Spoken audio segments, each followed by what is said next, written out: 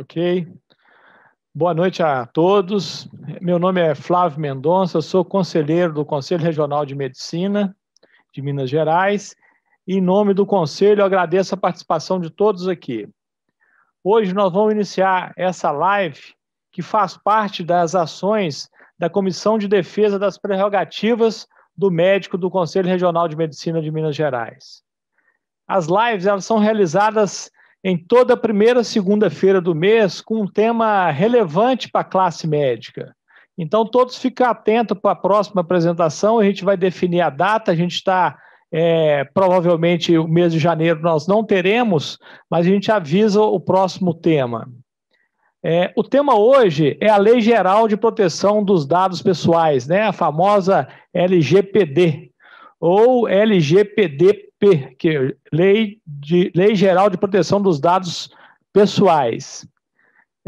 E a relação com o trabalho médico, é esse o nosso tema de hoje. Essa lei é a legislação brasileira que regula as atividades do tratamento dos dados pessoais, tão importante no contexto nosso atual, né? Nós, médicos, somos afeitos ao tema, pois um dos principais pontos do nosso Código de Ética Médica é o sigilo médico, né? Mas nesses tempos modernos e da tecnologia de informação, nós vamos ter duas pessoas para falar, um aspecto jurídico, outro aspecto da tecnologia de informação. Temos que saber qual que vai ser o impacto e quais as necessidades que nós teremos diante dessa nova lei. Eu e a nossa conselheira também, a doutora Fabiana de Prado Nogueira, iremos coordenar esse encontro. Vou chamar a nossa convidada inicial, que será a doutora Maria Cláudia Coure Magalhães. Ela é bacharel em Direito pela UFMG, com atuação e especialização na Lei Geral de Proteção de Dados. É professora convidada da Fundação Dom Cabral, em Lei Geral de Proteção de Dados, e é mestre em Direito de Empresa pela Faculdade Milton Campos. Após a apresentação da doutora Maria Cláudia, a conselheira Fabiana fará a apresentação do nosso outro convidado e no final da apresentação estaremos abertos a perguntas, principalmente pelo chat. Mas se alguém quiser manifestar pelo microfone, é só pedir pelo chat que a gente vai liberar o microfone. De antemão, eu já agradeço o aceite do convite dos nossos palestrantes hoje. Doutora Maria Cláudia, muito obrigado por ter aceito o nosso convite. A senhora está com a palavra aberta. Boa noite a todos. Eu que agradeço aí o convite. Me sinto muito honrada e lisonjeada de poder falar para pessoas, um grupo tão seleto e um grupo muito impactado pela legislação, né? Pela Lei Geral de Proteção de Dados. Eu preparei uma apresentação, eu vou compartilhar com os doutores.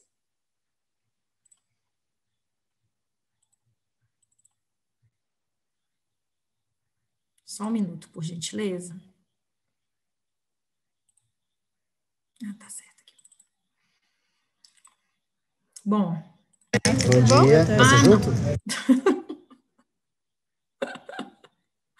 Não pode fazer isso comigo. Dando spoiler da minha apresentação, gente. Só um minuto, tá, pessoal? Desculpem aí. Não há um jeito. Tranquilo.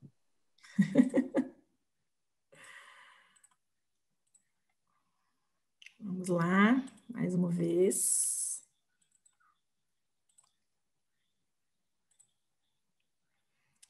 Pronto, vocês estão vendo? Agora nós estamos vendo, pode dar continuidade. Bom, então, mais uma vez, boa noite. Nós vamos falar hoje sobre LGPD, o doutor Flávio já me apresentou, né? Eu agradeço aí realmente e genuinamente esse convite. É uma honra mesmo estar aqui. E com colegas tão ilustres, e com o Murilo também, né? Nós não nos conhecemos hoje. Eu agradeço aí ao Murilo por contribuir aí comigo com essa apresentação de hoje para falar para vocês. Eu sou sócia de um escritório, uma consultoria, se chama ABC Consult, e também sou membro do comitê jurídico da ANPPD. Por que eu estou destacando assim, como membro do comitê jurídico? A ANPPD é uma associação, é a Associação Nacional dos Profissionais em Proteção de Dados, E eu tenho a honra de fazer parte, porque fazendo parte dela, eu consigo estar sempre atualizada. É uma associação muito importante do ponto de vista de relações institucionais com o governo no que tange a LGPD, porque nós estamos tendo mudança nessa área, gente, é todo dia, tá? É todo dia. Então, por que da lei? Eu sempre começo as minhas apresentações quando eu falo de LGPD, e eu sou uma apaixonada pelo assunto, por essa pergunta, né? Por que da lei? Mais um problema, algo mais para a gente se preocupar, mas a LGPD, ela quer proteger, em primeiro lugar, nós mesmos, né? O indivíduo. Ela busca proteção da pessoa física. Nós não precisamos nos preocupar com pessoas jurídicas. Vocês, nas atividades diárias de vocês, lidam diariamente com pessoas físicas. Vocês já têm, naturalmente, um cuidado com os dados dos seus pacientes, porque vocês, os doutores, já têm um dever de sigilo, já têm um dever de confidencialidade, mas outras atividades não têm. Outras atividades não estão tão familiarizadas com esse tipo de situação, e o que leva à divulgação desses dados de forma indiscriminada. E é isso que a lei quer proteger, ela quer proteger o indivíduo, cada um de nós, para proteger a nós mesmos e a quem a gente ama, em primeiro lugar. E a lei também quer garantir a liberdade, quer que nós, como indivíduos, tenhamos a liberdade de andar na rua sem sermos insultados ou por uma discriminação em função de uma religião que a gente frequente ou em função da cor da nossa pele. Então, nós temos, a lei, ela quer nos assegurar liberdade, intimidade, privacidade. Quem nunca, gente? Eu gostaria de ouvi-los depois. Quem nunca falou alguma coisa perto do celular e apareceu aquele assunto exatamente no celular, né? Porque nós estamos sendo ouvidos. E essa foto aí, icônica do Zuckerberg demonstra exatamente isso. Ele sempre tampou a câmera dele, sempre tampou o microfone dele. Essa foto é antiga, de quando ele adquiriu o Instagram. Então, desde então, né, desde antes ele já ouvia a gente. Nós estamos ouvidos o tempo todo. E o que a lei quer? Quer que a gente tenha a nossa intimidade assegurada, a nossa privacidade. E mais do que tudo isso, como é que uma pessoa, um controlador, uma pessoa jurídica, quem coleta dados, como que essas pessoas, elas têm consciência, né? Como é que o controlador vai assegurar para o titular que ele está sendo tratado dentro da legislação? Só ele observar, eu falo que é só observar o princípio da transparência. Em todos os momentos que nós temos dúvidas com relação à aplicação da LGPD em âmbito jurídico, primeiro ponto que a gente tem que lembrar, o princípio da transparência. E ele acaba com todas as dúvidas da gente. Se nós formos transparentes com o titular é o dono dos dados, é a pessoa física, nós vamos estar adequados à LGPD. Isso aí, basicamente, são os princípios mais importantes que nós temos dentro da legislação. Como que os controladores? Os controladores são aqueles que coletam dados. Como que os controladores se adequam? Então, como que a gente se adequa? Primeiro, a gente estuda a lei. A gente trabalha verificando a regulamentação, a legislação, a LGPD e proteção de dados e privacidade, ela não é só LGPD. Proteção de dados e privacidade é um direito antigo que nós temos desde 1980, desde antes de 1988, né? Porque liberdade, igualdade, fraternidade, o homem busca desde os primórdios. E a nossa Constituição no Brasil, desde 1988, nos assegura isso dentro da nossa Carta Maior, da nossa Lei Maior, que é a Constituição Federal. Mas depois dela, nós temos o Código de Defesa do Consumidor, nós temos o próprio Marco Civil da Internet, nós temos a lei de crimes cibernéticos, conhecida também como Lei Carolina Dickermann, nós temos as estratégias de segurança da informação do governo federal, que foram lançadas em fevereiro desse ano, nós temos várias normas, a lei de cadastro positivo, nós temos várias normas que também fazem parte deste arcabouço de direitos do indivíduo, que é a proteção de dados e a privacidade. Como é que a gente se adequa? Começa a estudar a legislação e entender o que ela quer, o que ela nos exige. Depois a gente começa a trabalhar com as ferramentas. Não existe adequação LGPD que nós não, se não tiver de mãos dadas aí, jurídico e TI. Por isso que o Murilo está aqui hoje para falar com a gente também. Nós precisamos do pessoal da TI. É uma matéria multidisciplinar do ponto de vista do direito, do ponto de vista da TI, do ponto de vista da governança, das regras de governança, do compliance, estar em compliance. Então, não temos a adequação se não tivermos ferramentas adequadas, ferramentas jurídicas, ferramentas técnicas, ferramentas organizacionais e procedimentos. Precisamos estabelecer procedimentos. O que é isso? Políticas. Né? Políticas de atendimento ao titular, políticas de privacidade. Hoje a gente está abrindo sites aí, os aplicativos. Primeira coisa que pula na frente assim, cookies. Usamos cookies, políticas de cookies. Eu preciso dizer para o meu titular, olha, eu uso cookies. Né? Eu instalo alguma coisa no seu dispositivo para poder te dar acesso ao meu serviço, ou então estou coletando dados para traçar o seu perfil de consumo. A gente pode tudo, a LGPD permite tudo, desde que quem coleta dados seja transparente com o titular, o dono dos dados. E, por fim, a conscientização, que talvez deveria estar em primeiro lugar, até mesmo antes da regulamentação, é a conscientização, é isso que nós estamos fazendo aqui hoje. A gente precisa promover, disseminar essa ideia, esses princípios, essas necessidades hoje que nós temos de proteger a nossa privacidade em função, né, da internet e da rapidez com que as informações elas são processadas just in time, né, na verdade. Aí, dentro das redes, apesar da LGPD não proteger só mídias digitais, ela também protege mídias físicas, ela protege documento impresso, ela protege o direito das coisas, né? Qualquer lugar que a gente tenha uma informação, a gente tem que se preocupar com a LGPD, uma informação pessoal. E agora, né? A lei está valendo, tá, gente? A lei está valendo desde 17 de setembro de 2020, desse ano. E o que eu preciso fazer? Por onde que a gente começa? Então, o que na lei está vigente? As penalidades previstas na lei ainda não estão vigentes. Elas vão entrar em vigência a partir do dia 1º de agosto de 2021.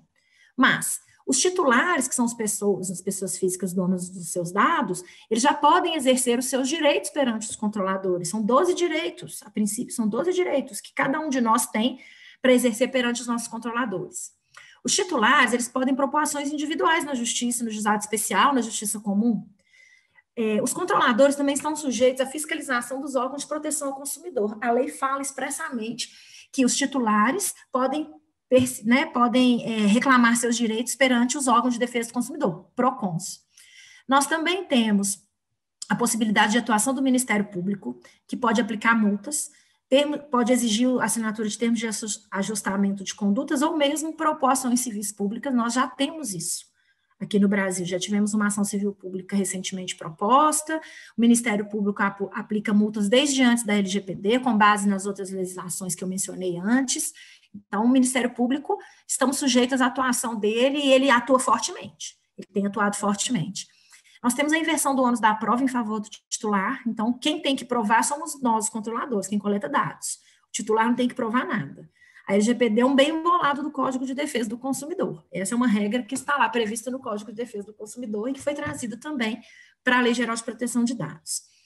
E também ela prevê a responsabilidade solidária entre controladores e operadores. Isso é muito sério, porque a responsabilidade solidária, quando você tem uma responsabilidade solidária entre duas partes, você pode cobrar de qualquer uma. Então, não importa se o problema aconteceu comigo ou aconteceu com o meu colega ou alguém que eu contratei para prestar serviços para mim, por exemplo, um serviço de armazenamento em nuvem, certo? Não importa. O titular, ele pode perseguir a indenização dele de mim ou do meu prestador de serviço. Por isso, hoje, a tendência é que nós só mantenhamos relação comercial com quem está adequado. E precisamos estar adequado para não perder os nossos partners, os nossos parceiros comerciais com quem a gente contrata aí por aí no mundo, né, no nosso mundo de atividades que a gente desenvolve no dia a dia. Então, o que a gente prioriza? Por onde que a gente começa?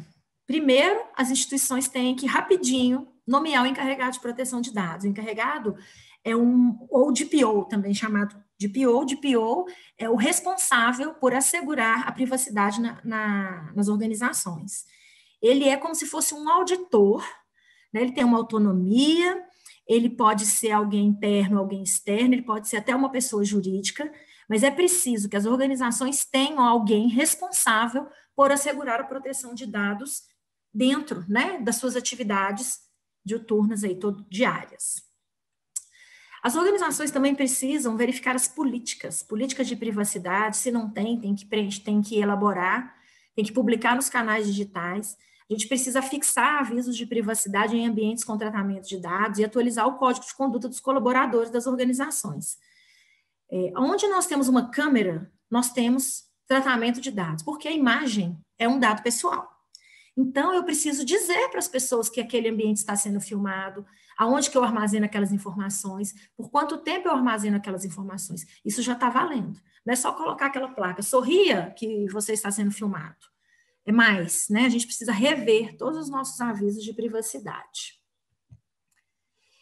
E nós precisamos também ter uma estrutura mínima ainda, com formulário simples que seja, para atender os titulares. Lembra que eu falei que são 12 direitos? Então, as pessoas podem ligar para as instituições, podem ligar para os consultórios, para os hospitais e falar, olha, eu quero exercer o meu direito de titular, eu quero saber se meus dados estão aí dentro da sua instituição, quais dados você tem, o que você faz com eles. Esses são direitos dos titulares. E eles podem perguntar isso para os controladores, e os controladores, eles vão, tem que estar aptos a responder. Nós temos que preparar as medidas de segurança da informação. Eu não vou falar muito disso, que isso aí é parte do Murilo, talvez ele fale bastante sobre isso, né? Mas, como eu já disse, a LGPD não é lei só, é também medidas técnicas de segurança, são os firewalls, são os antivírus, são os documentos que versam sobre a continuidade dos negócios em caso de uma crise, em caso de uma adversidade. Isso tudo faz parte das medidas preventivas e mínimas de segurança da informação que as organizações têm que manter. Contratos, nós vamos precisar atualizar os nossos contratos com outras partes, porque, igual eu falei, a gente já vai ter que contratar com pessoas que estejam minimamente adequadas, porque a partir de um certo momento nós vamos estar expostos, né, a um problema. Nós temos que dar início à gestão do consentimento. Consentimento é só um aspecto da lei. Então, nós temos que começar a cuidar dele, porque ele é um aspecto, mas ele é importantíssimo. Tá?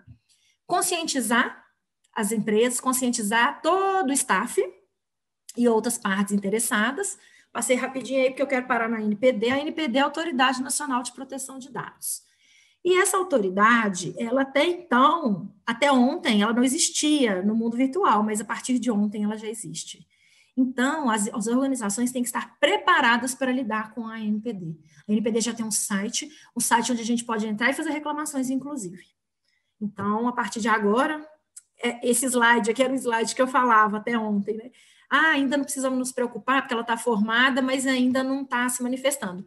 Desde ontem, a gente já tem o site para poder receber reclamação. Mas aí as pessoas vão me perguntar, Maria Cláudia, mas aí nós vamos ter que, como se diz, né, beber desse caldo de limão azedo, né? Mas vamos fazer uma limonada desse limão, gente? Vamos fazer? Porque a lei não tem só aspectos negativos, não. A lei, ela traz, pela experiência europeia, muitos aspectos positivos, alguns aspectos positivos, que eu trouxe aí para vocês. Um deles é oportunidade de aprimorar as rotinas e os sistemas. Nós vamos ter a oportunidade de acabar com o retrabalho, melhorar os processos, parar de armazenar dados que nós não precisamos, que nós não usamos para nada, e isso aí diminui os custos de armazenamento. Nós vamos obter vantagem competitiva em relação aos nossos concorrentes. Eu já falei que nós não estamos... vai chegar um ponto que quem não estiver adequado, né, vai perder contratos, vai perder em relação a quem está adequado, por causa da responsabilidade solidária entre as pessoas que compartilham dados e que utilizam de dados pessoais. Da mesma forma, quem tiver adequado vai ganhar credibilidade e fortalecimento da confiança no mercado. Trabalhamos também com o engajamento, participamos nesse momento de construção de boas práticas. A ANPD ela tem que se manifestar em mais de 60 pontos da lei. E ela não está preparada ainda. Então, vamos trabalhar, né, em alguns aspectos da lei que nós entendemos que tem que ser conduzidos de uma forma adequada e vamos ajudar a ANPD até nesse momento aí de formação das boas práticas. Vamos estar adequados à lei e vamos evitar advertências, multas e graves danos à reputação das instituições. Outro ponto positivo que a LGPD traz para a gente é que, a partir do momento que uma instituição ela se adequa, possibilita a ela fazer uma gestão de dados mais eficiente. E uma gestão de dados nada mais, nada menos do que você providenciar um tratamento dos dados, uma organização, de forma que você possa auferir ganhos desses dados, dessa inter-relação de dados, desse trabalho que você desenvolve com todos os dados que você tem aí dentro, você ainda não tirava nenhum ganho disso, mas a gestão de dados é uma ciência que nos possibilita obter ganhos financeiros, inclusive, a partir da análise e da obtenção de conhecimento do trabalho que é realizado em cima desses dados. Estou indo para o final, aqui é um videozinho para vocês entenderem como que a LGPD impacta na vida da gente. Bom dia. Olá, bom dia. Tudo bem? Tudo bem. Bom dia. Vai ser junto? Vai. Posso tirar uma foto sua para o cadastro? Oi? Posso fazer uma foto sua para o nosso cadastro? Mas eu só vou comprar um shampoo e uma escova de dente, precisa disso? O que eu tenho que fazer?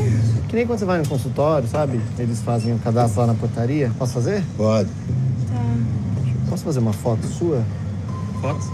Pro cadastro? Isso. Posso tirar uma foto sua para o nosso cadastro? Pode. Olha aqui, por favor. Mas o cadastro ganha desconto? Posso fazer uma foto sua para o nosso cadastro? Agora, posso fazer uma de perfil também? Pra gente ter uma segunda informação do seu rosto. Pode ser? Posso coletar uma impressão digital sua para atualizar aqui também? Nossa, tudo isso? Para ver se você consegue um desconto ou alguma promoção? Ótimo. Pode ser o polegar também? Tá de todos os dedos? Foi? Foi. Agora da outra mão também, o indicador e o polegar, tá? Mas pra que é isso? É que nem no banco, você não coletou lá a sua impressão digital, então não tem problema nenhum também você deixar aqui. O governo quer saber se a gente vai ficar doente. Para votar também, teve que fazer, né, impressão digital. Eu vou ganhar um prêmio? Não, vai ganhar uma foto. Posso tirar uma foto pro seu cadastro? O nome do seu melhor amigo. Hã? Melhor amigo. Ah, é pro nosso cadastro aqui. Marta? Marta? Você tem animal de estimação? Qual que é o nome dele? Falta só uma pergunta. Qual que é o nome da sua mãe? Tem como passar normal só? O que é normal? CPF, RG? Só meu CPF, se eu tenho algum convênio para ter um desconto, alguma coisa. Então CPF é normal, RG, data de nascimento. Entendi.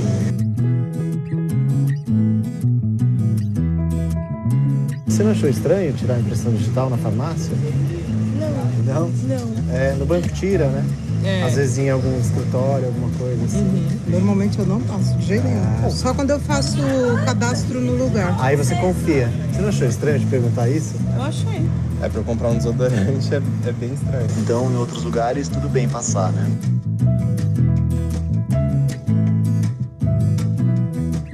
Importante a gente refletir, né? Que às vezes vem umas perguntas e uns dados. E a gente nem questiona. A gente nem questiona.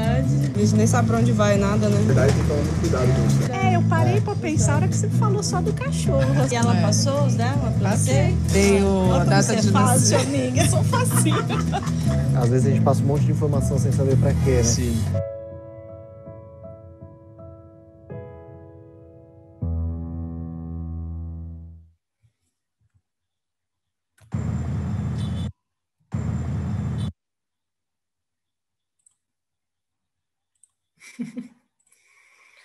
Bom, é isso.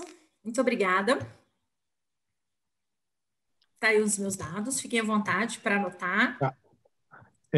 Muito obrigado, doutora Maria Cláudia. Foi muito interessante. A gente pediu que fizesse de uma forma mais resumida para dar chance de um debate maior. Acho que nós vamos ter várias perguntas no final.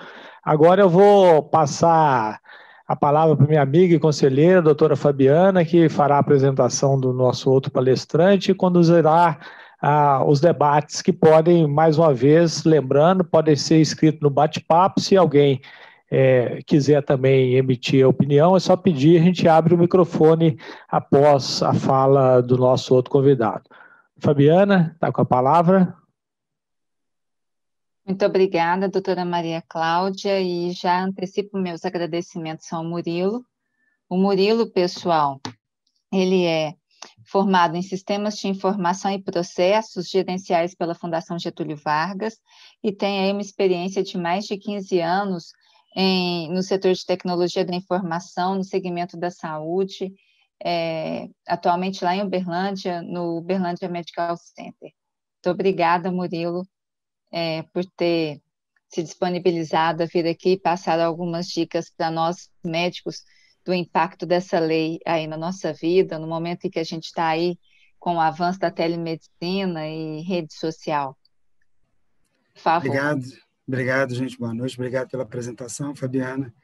Eu vou compartilhar aqui uma apresentação rápida que eu fiz para a gente poder falar um pouco sobre esse tema tão relevante.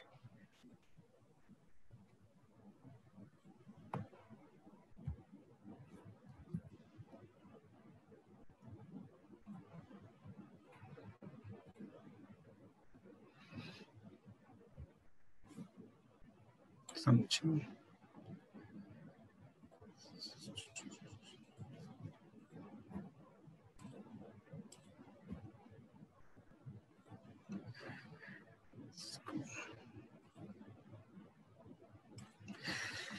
Então, gente, primeiramente quero agradecer por estar aqui hoje falando com vocês dessa lei tão importante que veio para balançar muito o setor de saúde por muitas coisas que a gente vai falar um pouco mais técnico aqui, né, da aplicação da lei. Como a Fabiana me apresentou, meu nome é Murilo, trabalho há mais de 15 anos na área de tecnologia na parte de saúde, então já implantei sistemas hospitalares, já implantei segurança da informação em hospitais, clínicas, consultórios, então, assim, estou há bastante tempo vivenciando esse mundo de tecnologia no setor de saúde e acompanhando a evolução dele neste sentido, né? E com a lei como essa, ela traz para a gente muitas reflexões, como a Maria Cláudia passou, sobre questões que muitas vezes a gente não percebe de tão simples que é. A minha ideia aqui com vocês é passar em algumas coisas dessa aplicação prática de algumas coisas da lei para que a gente possa refletir e entender alguns pontos que a gente tem de fragilidade que é necessário ter atenção nesse sentido, né? Então, o primeiro passo aqui é a Lei Geral de Proteção de Dados, como a Maria Cláudia bem informou inicialmente, né? Ela é lá de 2018, então ela não é nova como se apresenta ser, né, agora do dia de setembro, então ela começou em 2018, então havia muita discussão se entrava, se não entrava este ano de 2020, mas foi sancionada e entrou em vigor agora. Ela motiva uma mudança pragmática no gerenciamento dos dados. O que isso quer dizer, né, no setor de saúde? São um monte de informação que você hoje trafega com o seu paciente, com a sua clínica, com a clínica de imagem, que a gente vai ter que pensar como manter essa mesma interação, mas de forma, vamos dizer assim, que não fira a lei e que proteja os dados do paciente, né? Sobre a questão do Regulamento Geral de Proteção de Dados, que influenciou, que é a GDPR, que é a inglesa, que influenciou fortemente a LGPD e como ela está redigida hoje. E, por fim, nós temos aqui que atinge empresas privadas, empresas públicas, coletar, transferir, todo tipo de informação que for ser trafegada, e aí muitas vezes a gente se preocupa com a informação eletrônica, né, dos meios eletrônicos, mas também há uma preocupação sobre a Lei Geral de Proteção dos Dados da documentação física, que muitas hoje ainda, que é um setor que ainda está em franca expansão tecnológica, né, ainda muitos trabalham com o papel, e ainda assim no papel há todo o critério da LGPD nesse sentido, porque muitas vezes em algumas discussões foi chamado para falar, não, então só os dados eletrônicos. Não, não são os dados eletrônicos, é aquele prontuário que fica dentro do armário, lá do consultório. Se alguém tiver acesso a ele e divulgar ele também faz parte da Lei Geral de Proteção de Dados e sofrerá todas as sanções previstas nessa lei. O plano de ação que a gente vai falar um pouco aqui é alguns tópicos específicos, como política de privacidade, como a Maria Cláudia trouxe, revisão, elaboração. É importante você trazer, e aí muitas vezes a gente trabalha com isso com grandes corporações, né, hospitais, clínicas, e muitas vezes esquecemos do consultório, esquecemos de pequenos negócios nesse sentido, mas a lei vale para todos com a mesma rigorosidade e igualdade. Então, é importante que, se você tem uma secretária, trabalhe com ela uma política de privacidade, uma política de controle de acesso, gestão de dados, análise e revisão dos contratos e controle de consentimentos, a gente vai falar um pouco disso, segurança, adoção de medidas técnicas para proteger os dados e treinamento, né? Basicamente, treinamento é uma coisa que a gente percebeu muito dentro desse processo agora, que ele vai trazer para a gente muita, vamos dizer assim, conscientização, porque a gente sabe que, como é uma lei nova, em franca expansão ainda, com muitos entendimentos, a doutora Maria Cláudia está lá, sendo membro lá da Agência Nacional de Proteção de Dados, lá, né? Então, assim, já vê que é uma situação que ainda vai sofrer alguns entendimentos ao longo do tempo, até mesmo para a aplicação ser mais efetiva e eficaz dentro daquilo que a lei vem para trazer para a gente, né? Um dos pontos, entrando mais tecnicamente aqui, um dos primeiros tópicos que eu quero abordar com vocês aqui é com relação ao Wi-Fi. Hoje, a gente percebe que muitos estabelecimentos de saúde, ou quase todos eles, né, têm acesso ao Wi-Fi e dá acesso ao Wi-Fi para os seus visitantes e os seus acompanhantes, enfim, de pacientes, todos têm acesso ao Wi-Fi, aonde muitas vezes está só por uma senha, quando tem, na maior parte das vezes é uma rede aberta, que a gente chama, e a partir do momento que você faz isso, você acaba deixando exposto toda a sua rede de dados lá dentro, se você não criar e não usar ferramentas que mitiguem esse risco, né? Então, os arquivos que você compartilha na rede, as imagens, os softwares disponíveis na rede, tudo isso, pelo acesso, vamos dizer assim, simples do Wi-Fi, o paciente, o acompanhante, ele pode ter acesso, ou até mesmo invasores, os hackers, né, que a gente chama, pode acessar um Wi-Fi com segurança baixa e aí conseguir ter acesso a todos os dados disponíveis naquela rede eletrônica ali, né? Então, existem mecanismos hoje e muitas ferramentas já bem estruturadas para esse tipo para mitigar esses riscos, né? Uma delas é o Firewall, que é uma ferramenta, uma tecnologia que ela faz um filtro de quem pode entrar na rede e quem pode sair daquela rede. Então, é importante você pensar, e aí muitas vezes a gente se pega pelo custo do investimento, porque quando você fala isso em grandes corporações, você acaba tendo isso mais facilmente, vamos dizer assim, financiado pela estrutura, né? Quando você vai para um nível de consultório, onde tem o médico, a secretária, o investimento em certas aplicações, ele custa muito, né? Então, hoje no mercado já existe modelos que tragam esse Firewall de uma maneira mais, vamos dizer assim, adaptativa para realidades de pequenas expressões, qual um consultório do ponto de vista de quantidade de pessoas e quantidade de interações. Uma outra ferramenta importante também para a questão do Wi-Fi é o Captive Portal, né, que é uma ferramenta que traz para a pessoa, quando vai acessar, provavelmente muitos de vocês já devem ter acessado um desse no aeroporto, em alguns outros lugares, que eles coletam alguns dados seus em relação à parte de segurança, né?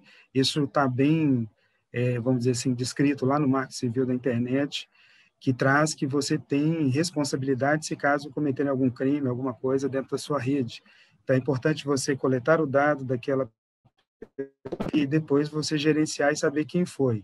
Ao mesmo tempo, a LGPD agora traga que, para você coletar o dado, a pessoa tem que dar o de acordo dela. Então, você consegue agora, como disse a doutora Maria Clara, consegue agora associar, né? Segurança, que é saber quem fez o quê, ao mesmo tempo você sinalizar para a pessoa que você está olhando isso. Então, hoje o Wi-Fi é um dos pontos mais frágeis e sensíveis que a gente percebe no meio de tecnologia, diante da facilidade do modem, do roteador, de você já rotear tudo aquilo ali e a partir daquele momento, algumas pessoas que queiram invadir, eles conseguem facilmente fazer isso por intermédio do Wi-Fi.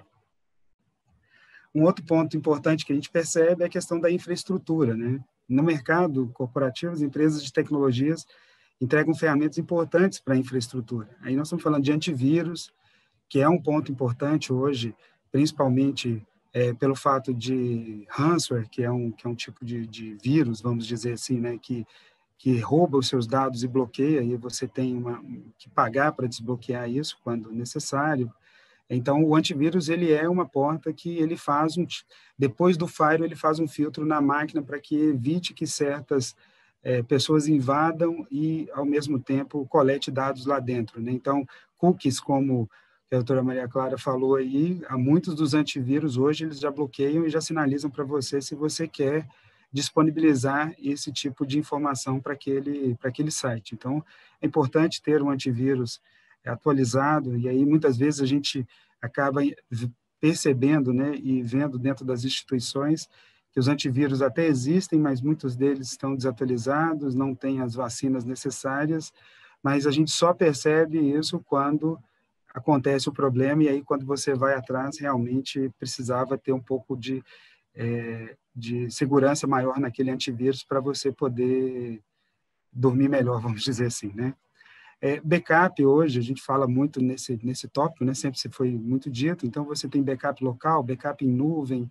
Quando você vai para o backup em nuvem, né, que é Amazon ou outros tipos, Google, enfim, você precisa entender a segurança da informação de lá e saber se o seu dado está bem coletado. Quando você vai para esses grandes players, isso teoricamente já está mais consensuado. Quando você vai para players menores, é importante ter um filtro interessante para que não que a partir do momento que você disponibiliza o seu backup, você fica exposto a toda a informação da sua estrutura na nuvem, né? Se for local, é importante para que você consiga recuperar em caso de incidente, né?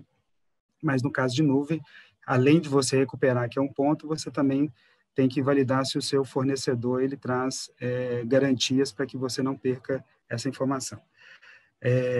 Não vaze, né? Controle de e-mail hoje ainda dentro do Gartner, que é uma forma de controlar acessos e verificar falhas de segurança, hoje o e-mail ainda é um dos principais falhas de segurança que a gente percebe no dia a dia. Então, receber um e-mail falando do banco, né? Até hoje a gente recebe e-mail do banco falando, clique aqui para ver seu extrato, clique aqui que você ganhou uma promoção, clique aqui. Quando você clica, não acontece nada no computador, hoje está tudo transparente, o vírus vai lá, instala um agente na máquina e a partir daquele momento você passa a ter os seus dados coletados e manipulados por outras pessoas. Então, o controle de e-mail é importante, e aí associado ao antivírus, que faz também muita trabalho nesse controle de e-mail que você usa dentro da sua instituição.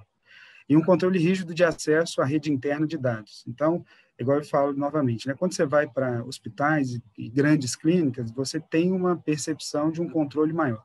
Quando você vai no nível do consultório, você percebe que não existe controle de quem acessa aquela rede. A secretária muitas vezes acessa com o usuário do médico, o médico acessa com o usuário da secretária, informações são compartilhadas por todos ali dentro, sem nenhum tipo de controle de quem vê o quê. Então, é importante ter um controle rígido para você saber que as pessoas estão vendo exatamente aquilo que elas deveriam ver, nesse sentido, né? Políticas e orientações, a Maria Clara trouxe aí a questão das políticas. É importante que você trabalhe uma política de segurança da informação forte, um código de conduta também forte, evidenciando todas as regras, tudo aquilo que você vai compartilhar, seja físico, seja eletrônico, para que as pessoas possam saber e aí é o que eu já ouvi o juridiquês uma vez me falar, né, a prova positiva, né, você informa, a pessoa ainda assim pode fazer algum tipo de coisa, mas você informa para ela, orienta, treina, e aí caso ela faça alguma coisa, você tem essa prova positiva que você trabalhou com ela, que ela sabia que aquilo ali não poderia ser realizado daquela forma, né? Então, hoje, um dos principais motivos de vazamento de informação das instituições é geralmente pelo colaborador. Então, colaborador, pelas pessoas, vamos dizer assim, né? Colaborador, pelo médico,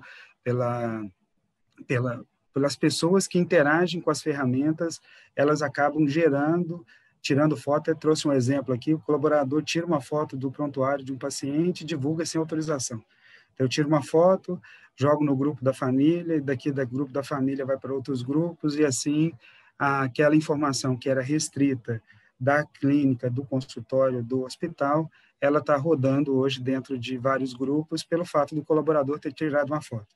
Como que se mitiga isso?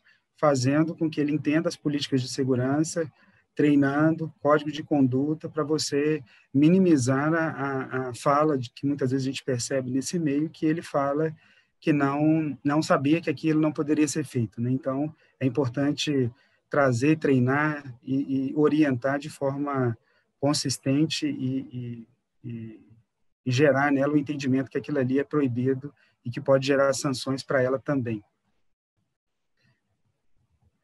Um outro ponto que a gente percebe muito forte hoje é com relação ao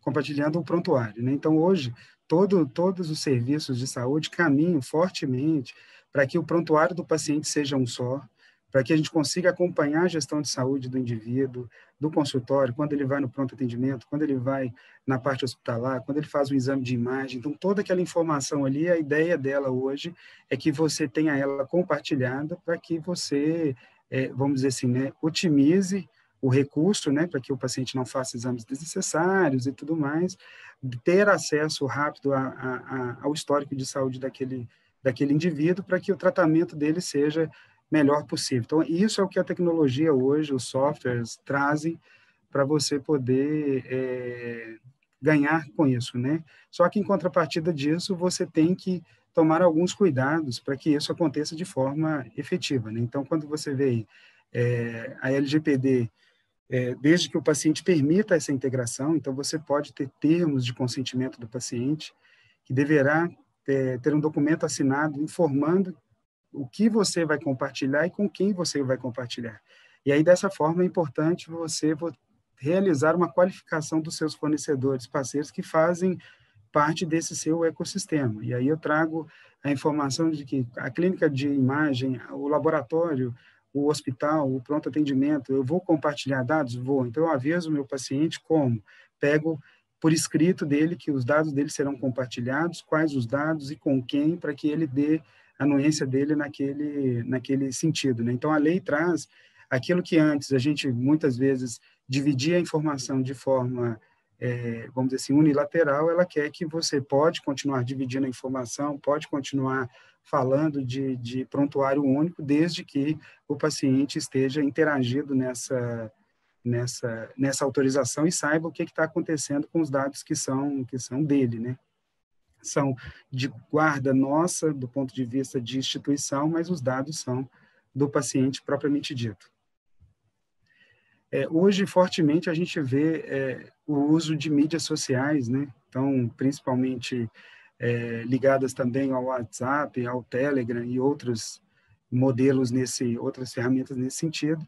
E é comum hoje a gente ver muitos médicos atendendo os pacientes por esses canais, seja Instagram, WhatsApp, Telegram, outros canais aí, que são canais, vamos dizer assim, entre aspas, informais, né? Não são canais corporativos para essa informação. Então, há um risco muito grande, não da plataforma propriamente dita, porque as plataformas têm muito controle de segurança e tudo mais, mas como disse anteriormente, alguém compartilhar a informação de forma inadequada, tirar print de tela, tirar foto, compartilhar isso em outros lugares. Então, são canais que permitem que isso seja facilmente, vamos dizer assim, vazado, né? Então, você já deve ter percebido recentemente muitos casos desses de vazamento pelo Instagram, pelo WhatsApp e tudo mais, que pegam informações do paciente e começa a passar um pelo outro, e quando vê, já está sistemático na rede.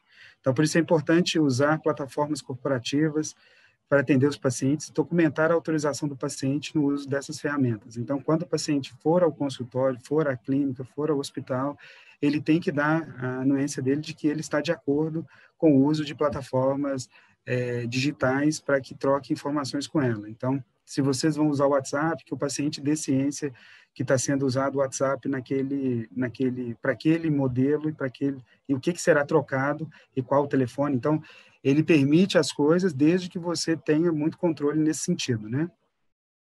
E vale ressaltar ainda que as operadoras de plano de saúde estão iniciando remuneração de teleatendimento. Então, esses atendimentos que muitas vezes é realizado pelo corpo médico de maneira gratuita, vamos dizer assim, hoje muitas operadoras já estão remunerando por esse tipo de atendimento. Então, é importante ter uma organização que comprove o atendimento numa ferramenta corporativa para você poder ter o retorno daquele atendimento dentro daquilo que está sendo trabalhado hoje pelas operadoras dentro dessa mudança, dessa revolução digital que a gente vivenciou com a questão da Covid desde março, né? Um outro ponto importante que eu queria falar com vocês aqui é a aquisição de software. Hoje, existem muitas plataformas de prontuário web que facilmente você entra lá, faz um cadastro rápido e já pode usar, já pode compartilhar os dados do seu paciente, já pode começar a atender. É tudo muito fácil, vamos dizer assim, né, com uma facilidade muito grande, com tudo à mão, assim, mas aí vem o lado que a gente percebe que com a lei isso precisa de alguns cuidados, né? Então, algumas recomendações, foi até o que eu trouxe aqui. Primeiro, qual é o local de armazenamento daquele software? Então, aonde que ele coloca os dados, quando for na nuvem, principalmente, né? Quando for local, pelo menos você tem toda a gestão do dado dentro de casa. Então, aí você, vamos dizer assim, o risco ele é inteiramente seu. Quando ele é nuvem, você compartilha com alguém esse risco. Então, você cadastra o paciente, coloca os dados pessoais dele lá dentro, você coloca também os dados de saúde desse paciente dentro, seja dados sensíveis, dados não sensíveis, tudo você coloca lá dentro. Então, é importante você saber aonde está armazenado, se o seu parceiro que você comprou esse software, se ele divide isso com mais alguém, porque como ele é um software que a gente chama de software web, ele pode compartilhar isso com outras informações de pacientes e fazer um grande banco de dados. Isso é possível, né? Então, é importante você saber se o seu vamos dizer assim, fornecedor do software, se ele vai fazer isso, e se for fazer, ele precisa da sua autorização nesse sentido. Validar qual é a política de backup desse fornecedor, porque se os dados forem perdidos, né, como que você vai recuperar esses dados dentro e o histórico de tudo aquilo que você tem. Então, é importante saber como que ele faz, aonde ele faz. Validar a política de segurança da informação que ele tem lá dentro, que aí entra um pouquinho no que eu falei anteriormente, que é com relação a como ele compartilha os dados, se ele compartilha, como que é a segurança desse dado lá dentro, como que é a restrição disso. Então, muitas vezes, assuntos que eu trago aqui, muitas vezes o médico ele não tem expertise para isso, né? Então, por causa de todas a profundidade desse tema aqui. Então, é importante trazer, igual a Maria Cláudia disse, existe hoje consultorias especializadas e focadas para esse tipo de coisa, que traga um pouco de segurança sem ter custos tão altos quanto a gente percebe para as grandes operadoras aí de plano de saúde, hospitais. Então, é importante você entender o que tem para diminuir os riscos do vazamento, porque falar que 100% do risco vai ser resolvido, a gente da área de tecnologia percebe que isso não existe. Então, tudo que você faz, ele vai te trazer mais chance de segurança, e não quer dizer que você vai estar 100% seguro, visto isso, grandes instituições que já foram invadidas por mais de uma vez. Então, não há hoje segurança 100%. Então, você trabalha para garantir que você mitigue os riscos daquele dado tão sensível que você tem lá dentro, né? E em caso de rescisão do contrato com este fornecedor, a pergunta é, seus dados serão apagados? O fornecedor vai usar seus dados? Ele vai te devolver seus dados em planilha de Excel? Como que vai ser isso, né? Então, diante da facilidade hoje de aquisição de softwares na web, é importante criar alguns critérios para que você evite de entrar dentro de um software que pode te dar mais dor de cabeça do que facilidade, principalmente pela questão da LGPD, né? Então, é importante a gente trabalhar muito fortemente essas análises de aquisição de software, né? E para encerrar, assim, o que eu trago aqui para vocês, até para ser breve, né, diante da importância para abrir para algumas perguntas, né, como já foi dito, os princípios da LGPD são extensos e é importante entender suas implicações, né, para implementá-los no contexto adequado e sem exageros. de forma a não prejudicar a eficiência operacional e a interoperabilidade entre os sistemas e instituições. Porque a gente, principalmente nesse meio de tecnologia, nós estamos percebendo muita gente criando coisas que, se a gente for colocar ao pé da letra, você acaba não conseguindo girar a operação da estrutura, né? Então, o paciente vai poder chegar e pedir para excluir todos os dados que tem lá dentro? Não pode fazer isso porque você tem outras leis que falam que você tem que guardar o prontuário dele por 5, por 10 anos. Então, tem que ter um pouco de bom senso, a lei está passando, ela é nova do ponto de vista de entrada, então ela vai passar por algumas, vamos dizer assim, adaptações, né, e algumas revisões aí pela estrutura, até mesmo para que seja aplicado, porque cada segmento tem a sua particularidade e o de saúde tem muitas, principalmente nessa questão do dado sensível, que é o dado de saúde do paciente. Exemplo, o laboratório emite os resultados de exame. Então, o médico quer acessar os exames de maneira prática para que ele consiga visualizar os exames do paciente e poder avaliar, ou até mesmo adiantar um retorno, ou até mesmo já começar um certo tratamento.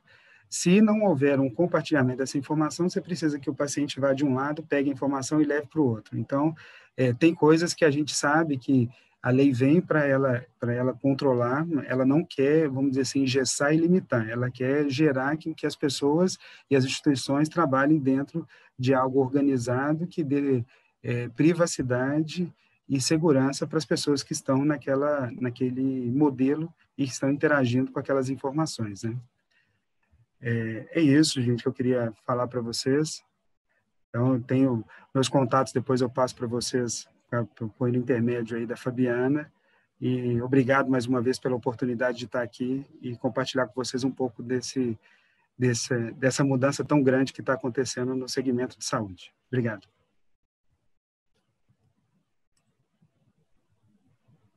Muito obrigada, Murilo, muito obrigada, doutora. Pessoal, quem quiser fazer perguntas, nós já temos 2 aqui no chat, uma perguntando se a gente vai ter acesso posterior à gravação, nós vamos ver com a nossa TI. Outra pergunta que nós temos aqui é uma solicitação que seja comentado sobre os prazos obrigatórios de armazenamento dos dados. Prazos obrigatórios de armazenamento dos dados. Doutora? A senhora pode nos ajudar? Os dados, eles são armazenados pelo período, existem dispositivos legais que obrigam determinados dados a serem arquivados por X períodos. Então, eu vou dar um exemplo, os documentos referentes a fundo de garantia dos colaboradores das instituições, 30 anos de prescrição, então, no mínimo 30 anos. Documentos como de saúde e segurança do trabalho, muitos têm que ser guardados por prazo indeterminado, ou por mais de 40, 50 anos. PP, PRMO, PPRO, PPP, esses documentos referentes à saúde e segurança do trabalho. Os documentos fiscais tributários, normalmente, são 5 anos. Então, e nós temos no Código Civil prazos de 1, 2, 3, até 10 anos, 20 anos. O que eu recomendo é que a gente elabore uma tabela de temporalidade, né, prevendo os diversos prazos para os diversos documentos. Para documentos ou informações, dados que não têm um prazo na lei, aí o próprio controlador ele pode estabelecer um prazo razoável e justificar isso. Vou dar um exemplo. Câmeras externas. Câmeras que filmam um ambiente externo na rua para questões de segurança. Quanto tempo que vai ficar armazenado, né, no edifício ali? A gente acha um tempo razoável, né, justificamos lá na nossa política de privacidade, aí o controlador, quem é? Quem coleta esses dados, essas informações dessas câmeras? Nós armazenamos por 2 meses, por 3 meses, que é o período que a gente entende que ela pode ser útil de alguma forma, porque o objetivo dela é segurança. Então, vai variar. Então, são muitos prazos, mas para determinado documento, existem os prazos legais e os prazos previstos na legislação, e esses têm que ser obedecidos. Bom, eu até acrescentaria que, em se tratando, por exemplo, de prontuário médico de papel, gira em torno de 20 anos, e do prontuário eletrônico, ad eterno, né? Aqui tem uma outra pergunta sobre a última regulamentação do CRM sobre telemedicina. Nós sabemos que a última regulamentação ela foi revogada e a gente está esperando agora uma nova regulamentação mais ampla para seguir o norte, né, a partir da lei que liberou, da lei federal que liberou a telemedicina. Tem uma outra pergunta aqui, para a implementação da lei de proteção de dados, qual profissional eu devo procurar? Murilo?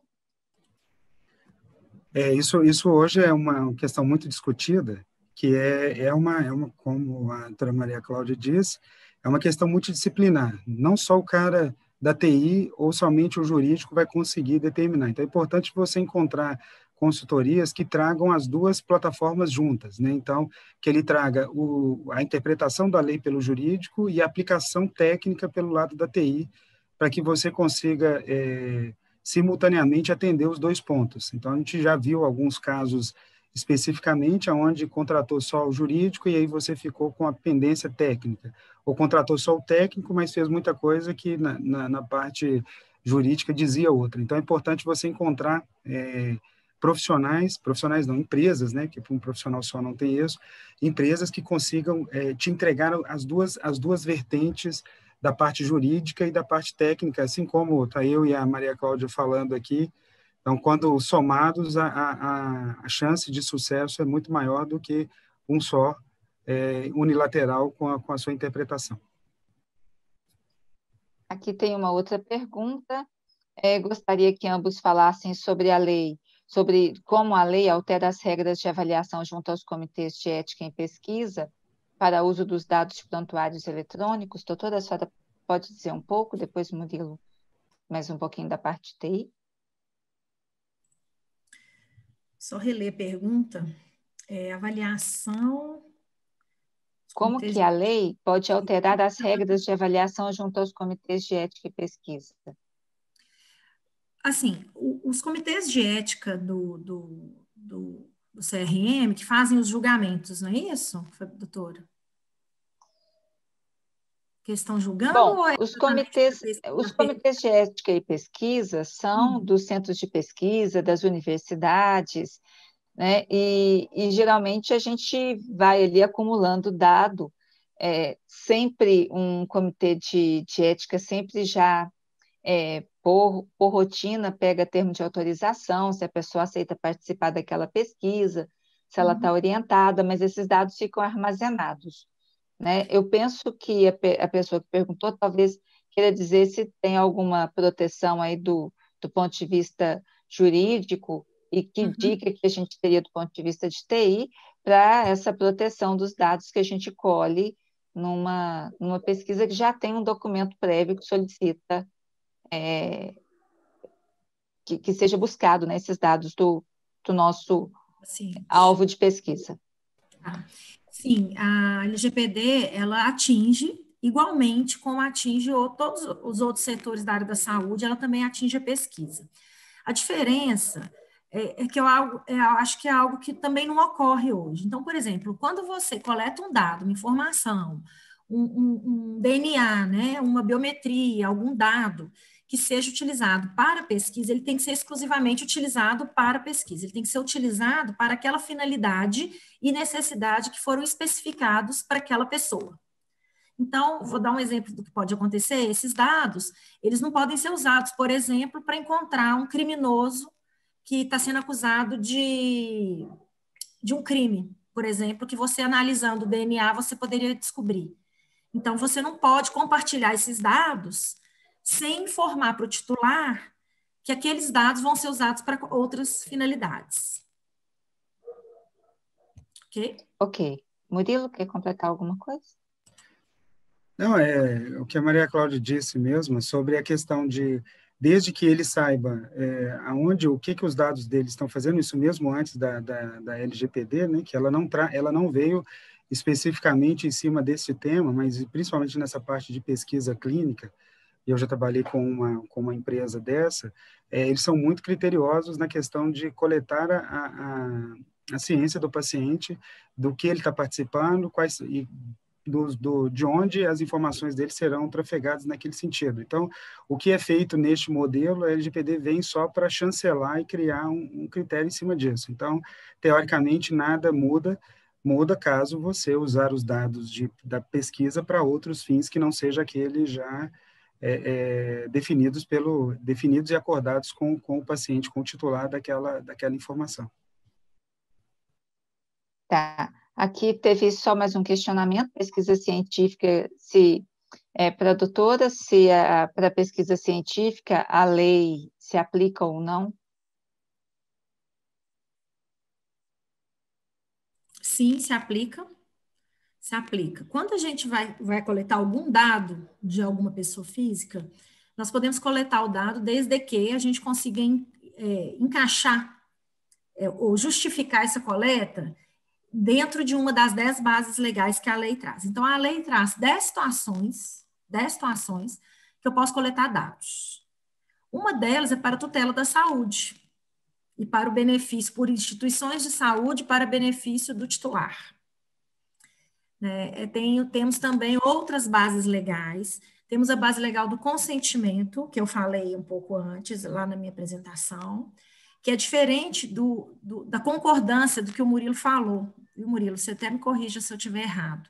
Porque o consentimento, se estiver falando algo errado, porque o consentimento é uma base que a gente pode retirar, né? O titular, quem concede o consentimento, pode revogar o consentimento.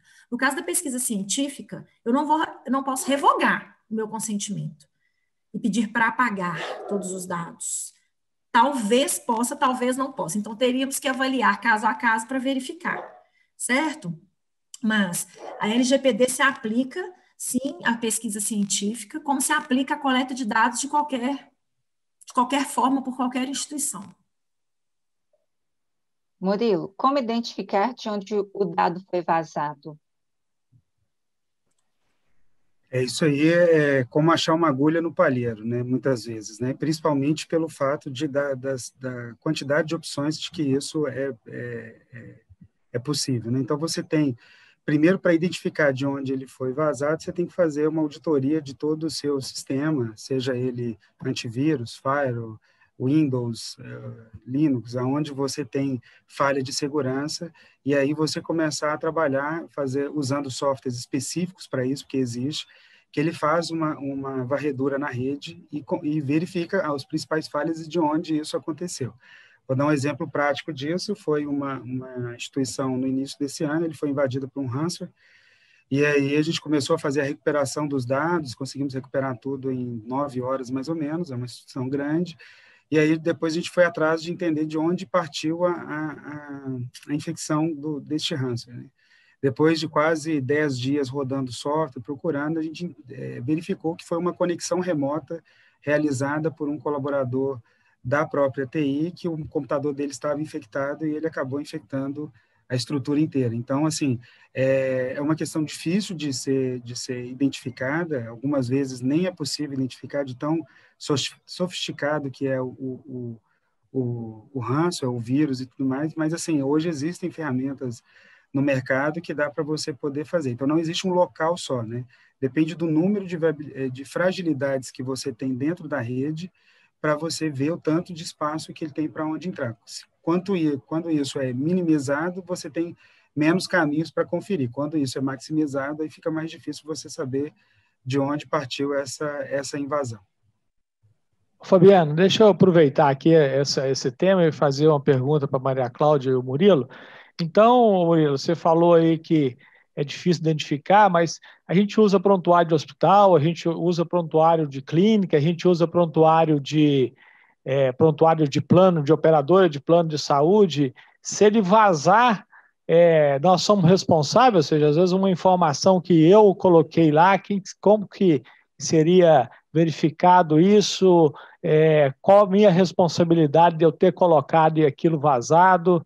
É uma situação difícil. Já aproveitando, Murilo, eu queria perguntar para você de uma forma prática, eu estou lá no meu consultório do dia a dia, como é que eu vou escolher meu prontuário eletrônico? Ou seja, é um código XXW que vai me dar que ele é seguro, ou seja, é um certificado FW, a gente precisa passar essa informação para os colegas para saber qual o prontuário que ele pode colocar, ou seja, aquele é seguro em nuvem, não é? Ou seja, qual tipo de certificação ele teria? Isso é uma dúvida muito comum na nossa prática clínica.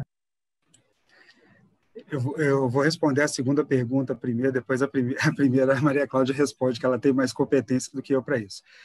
Para você poder fazer uma escolha hoje de um software, existem, vamos dizer assim, organizações, uma delas é a Sociedade Brasileira de Informática e Saúde, a SBIS, né? Inclusive, essa semana ela está em congresso sobre essa parte desse meio digital. Então, ela estabeleceu alguns níveis de segurança dentro do software. Então, é o NSG1, NSG2, que ele traz uma segurança e uma tranquilidade, entre aspas, dentro daquilo que é possível, de que aquele software é seguro.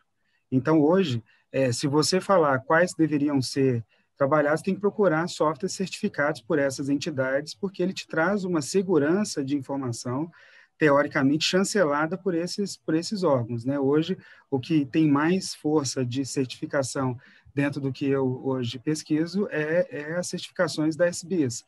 Então, muitos desses softwares que hoje estão disponíveis na web, eles não têm certificação nenhuma, são softwares criados, muitas vezes com muita flexibilidade, com uma tela muito bonita, mas a segurança não está, vamos dizer assim, adequada o suficiente, e aí eles não conseguem a certificação. Então, por isso que é importante pegar softwares que são certificados. Os grandes players hoje do segmento de saúde, que estão dentro de hospitais, de clínicas, todos eles já têm certificações nesse sentido, né? Então, os para clínicas menores e consultório, muitas vezes não, porque é um pool muito grande.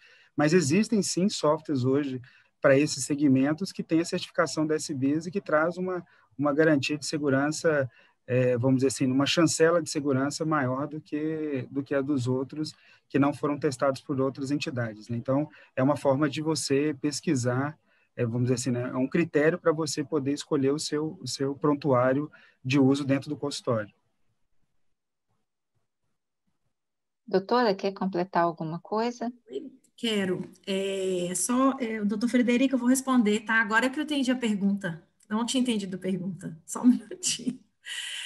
A gente estabelecendo as regras de segurança da informação, como o Murilo falou, nós temos as regras, as normas ISO da família 27000, para poder ter como base para seguir. Então, aquelas empresas de software, ou mesmo as que não são de software, mas que adotam as normas da ISO da família 27000, a gente tem uma segurança assegurada em maior grau, vamos dizer assim, porque é impossível, o Murilo já falou, e ele tem razão, é impossível impedir um ataque.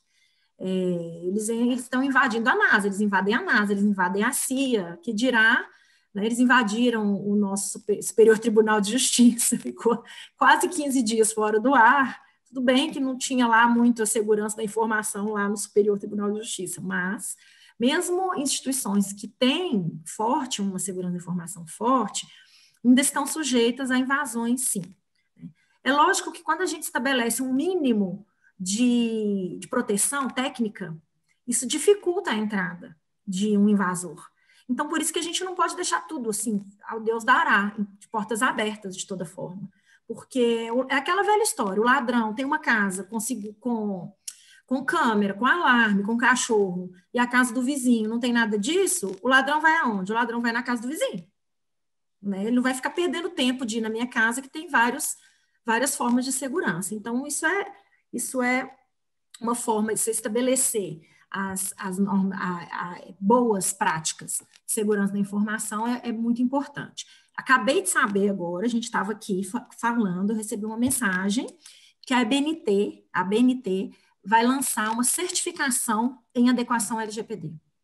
Isso, para mim, eu acho uma informação importantíssima, do ponto de vista de certificação, porque aí nós vamos ter uma base, né? Nós vamos ter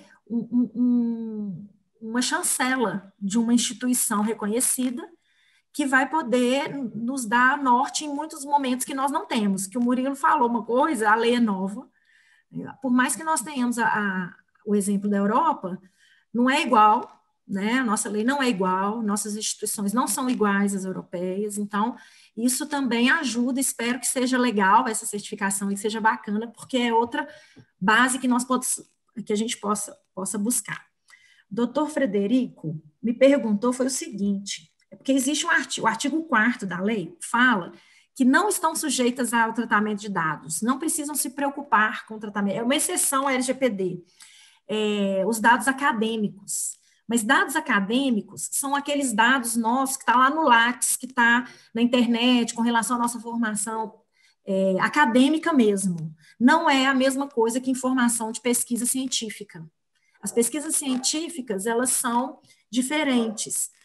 Os dados da pesquisa científica, dos cientistas, sim. Agora, os dados das pacientes, das pessoas envolvidas, do objeto da pesquisa, aí não. Esses têm, sim, merecem a guarda da LGPD. Doutor Flávio, não sei se eu respondi sua pergunta.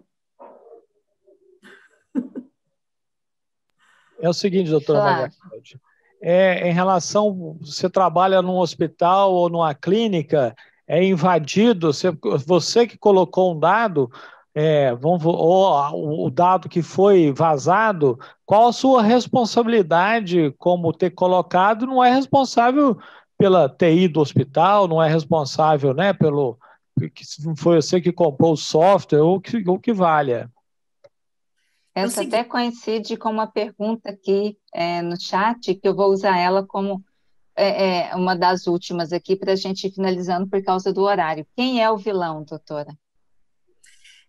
Na verdade, o vilão, né, é quem invadiu e roubou os dados.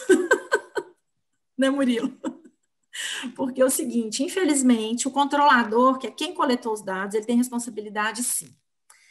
Da mesma forma, mas isso não é novo, tá? Eu não queria que vocês se assustassem, porque a gente tem uma relação de consumo, por exemplo, o fornecedor do serviço, ele é o responsável, né, pelo serviço que ele presta. Então, na verdade, o hospital, no exemplo que o doutor Flávio deu, o que vai acontecer? O hospital, ele é responsável solidariamente, por isso ele precisa ter mecanismos contratuais suficientes e fortes o suficientes para poder processar ou recorrer contra o dono do software, por exemplo. Se ele conseguir provar que a fragilidade foi do software, foi do mecanismo de segurança da informação que foi implantado e que não foi suficiente, porque ele falhou, isso é muito importante, tá? Porque ele falhou. Porque se houve uma invasão que não era prevista, que todos os seus mecanismos de segurança da informação eram imprevisíveis desse ponto de vista, aí a responsabilidade não é do responsável pela segurança da informação. Né? E acontecem falhas, infelizmente acontecem. Agora, como é que vai ser a penalização desse controlador? Ela vai variar de acordo com a atitude que ele tiver pós-vazamento, por exemplo. Existem atenuantes previstas na própria LGPD, que é, por exemplo, como que o controlador se comporta depois que houve esse vazamento? Ele se preocupou em contactar as pessoas envolvidas? Ele se preocupou em fazer um relatório de impacto desse vazamento, em catalogar, em avisar as pessoas que ele precisava avisar, porque a lei prevê, em determinadas situações eu preciso avisar o titular, determinadas outras eu preciso avisar a Autoridade Nacional de Proteção de Dados, em outras eu preciso publicizar esse vazamento, eu preciso avisar os dois.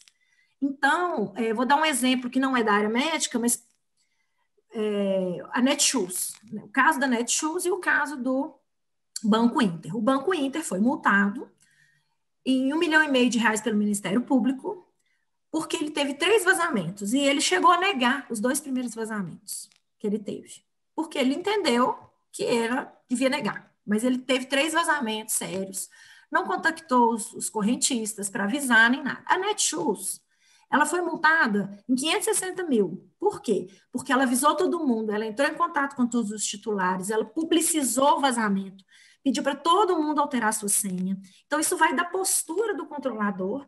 Existem outras atenuantes também que podem ser tomadas para minimizar, por exemplo, a aplicação de uma multa pela autoridade nacional ou pelo Ministério Público. Esse exemplo que eu dei foi um exemplo que não é da área da saúde, mas a gente tem um exemplo muito sério em Portugal. A GDPR, ela multou, eu até anotei aqui para contar para vocês, e essa eu acho uma boa oportunidade. O Centro Hospitalar Barreiro Montijo, não sei se vocês conhecem ou já ouviram falar, em Portugal, ele foi multado em 400 mil euros por erros elementares. Então, qual que é o principal problema lá? É porque os médicos, todo mundo tinha acesso de médico. Então, eles chegaram lá dentro da instituição e verificaram que tinham 935 usuários com acesso de médico, mas a instituição só tinha 296 médicos. Ou seja, todo mundo tinha acesso. Se duvidar, até a moça que servia o café, com todo respeito à atividade que ela desenvolve, ela tinha acesso aos prontuários dos pacientes, o que não precisa, né? Não tem necessidade.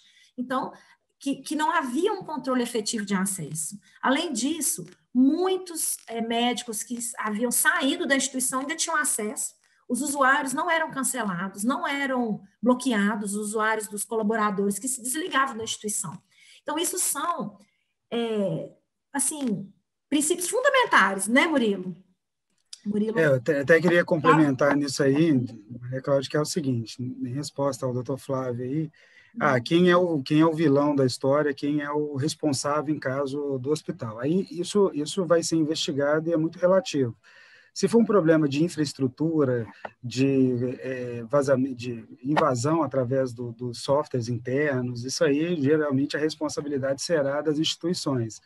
Mas tem outros tipos de vazamento, que é igual o exemplo que eu dei na apresentação, que é o médico, por exemplo, foi lá, tirou a foto de um exame de um paciente, mandou para ele pelo WhatsApp, o paciente colocou no grupo e isso viralizou, e depois o paciente foi e processou a estrutura, ou enfim, pelo vazamento da informação. Neste caso, especificamente, se a instituição fizer todo o controle de segurança, onde tem uma política assinada pelo médico e tudo mais, provavelmente o médico será o responsável por este tipo de vazamento. Então, depende de como está acontecendo as coisas. Se for no hospital, tem essa variante. Se for dentro da sua clínica ou dentro do seu consultório, é a mesma coisa. Então, se vazar pelo fato de uma invasão vinda da internet, quem vai responder é o dono do consultório, que é da pessoa jurídica.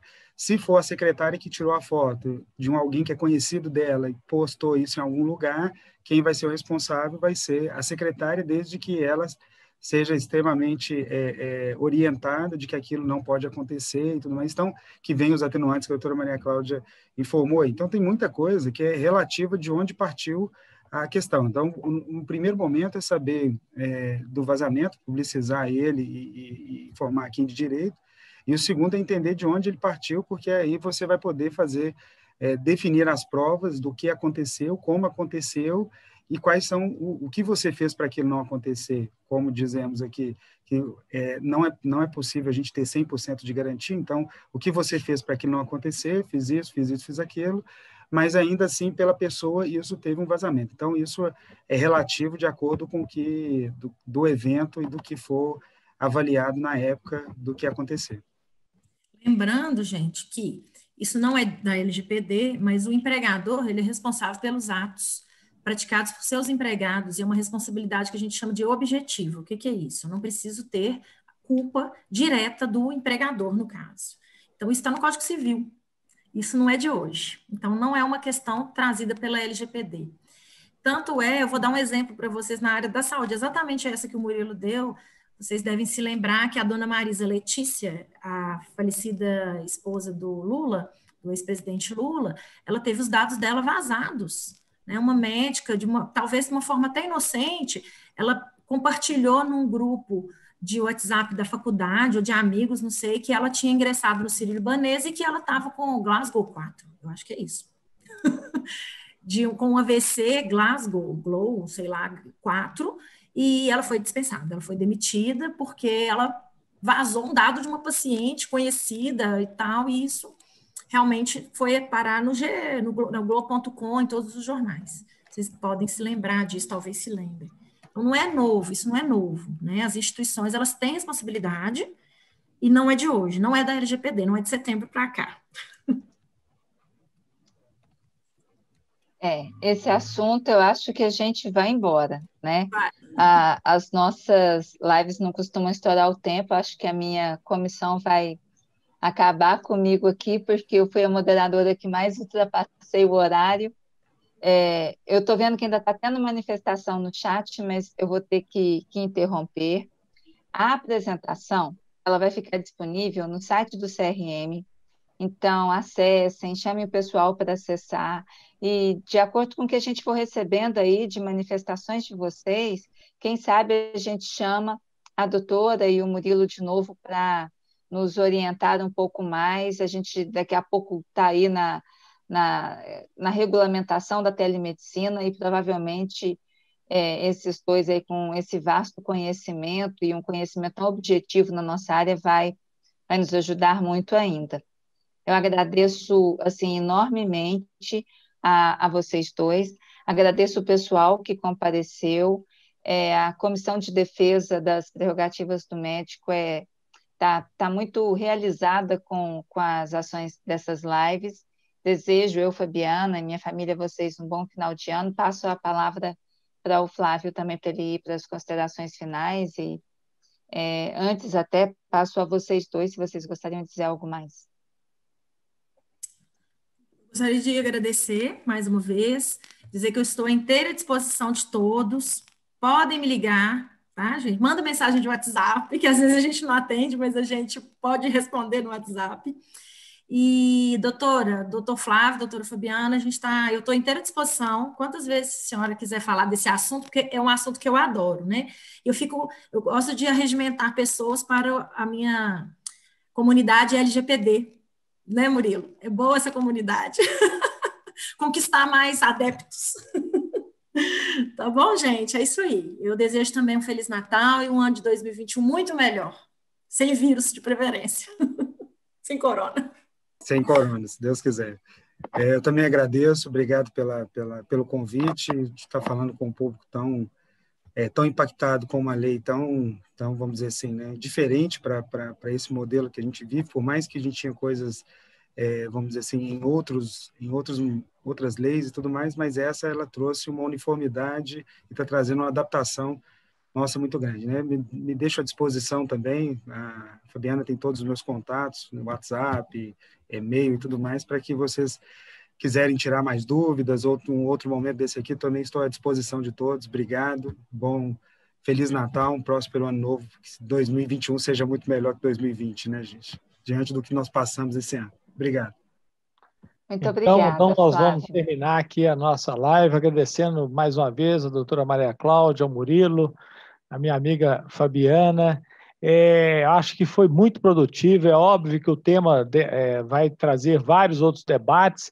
Eu acho que foi muito prático, porque eu, por exemplo, amanhã eu estou ligando para o meu gestor do prontuário eletrônico, saber com ele se eu romper o contrato com ele, se ele vai devolver ou não vai devolver. É uma informação que eu nem imaginei que eu teria que pegar. Então, ou seja, isso aí eu acho que foi extremamente importante. Agradeço aos inúmeros participantes aqui da live, e a gente conta com a presença, assim que a gente tiver o próximo tema, nós vamos divulgar para todos para a participação cada vez mais efetiva em temas relevantes para nós médicos. Então, uma boa noite a todos, um Feliz Natal, a quem eu não vou ver, um próximo ano novo, e que 2021 seja um ano livre de vírus. Um abraço.